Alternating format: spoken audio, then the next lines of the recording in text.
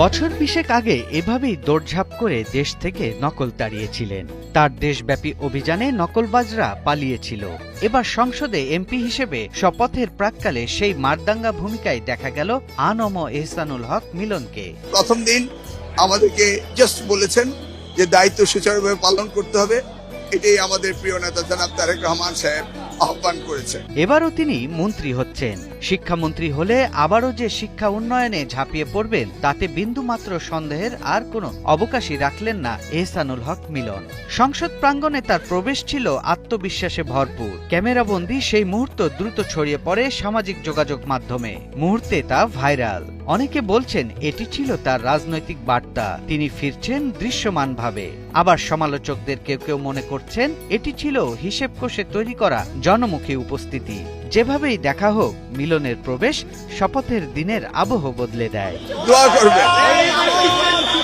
মিলনের সেই প্রবেশের রেশ কাটতে না কাটতেই নতুন আলোচনা জন্ম দিলেন বিএনপি থেকে বহিষ্কৃত স্বতন্ত্র সংসদ সদস্য রুবিন ফারহানার পদক্ষেপ।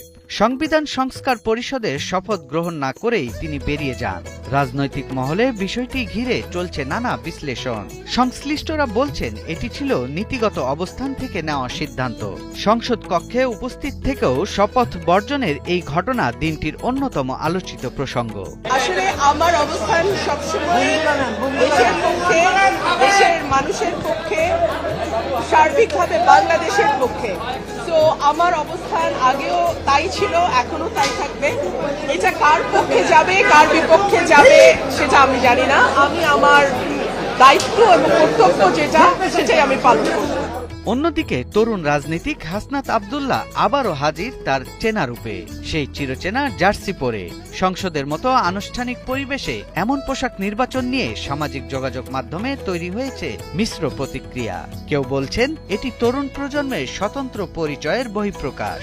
আবার কেউ মনে করছেন সংসদের মর্যাদার সঙ্গে সামঞ্জস্য রেখে আরও প্রথাগত পোশাক প্রত্যাশিত ছিল। সব মিলিয়ে শপথের দিনটি কেবল একটি সাংবিধানিক আনুষ্ঠানিকতা হয়ে থাকেনি, বরং তা হয়ে উঠেছিল ব্যক্তিগত স্টাইল, নীতিগত অবস্থান এবং রাজনৈতিক বার্তার এক বহুমাত্রিক মঞ্চ, যেখানে নাটকীয় প্রবেশ, নীরব প্রস্থান এবং ব্যতিক্রমী উপস্থিতি একসঙ্গে তৈরি করেছে আলোচনার নতুন কেন্দ্র। সৈয়দ রাশিদুল, ৭১, ঢাকা।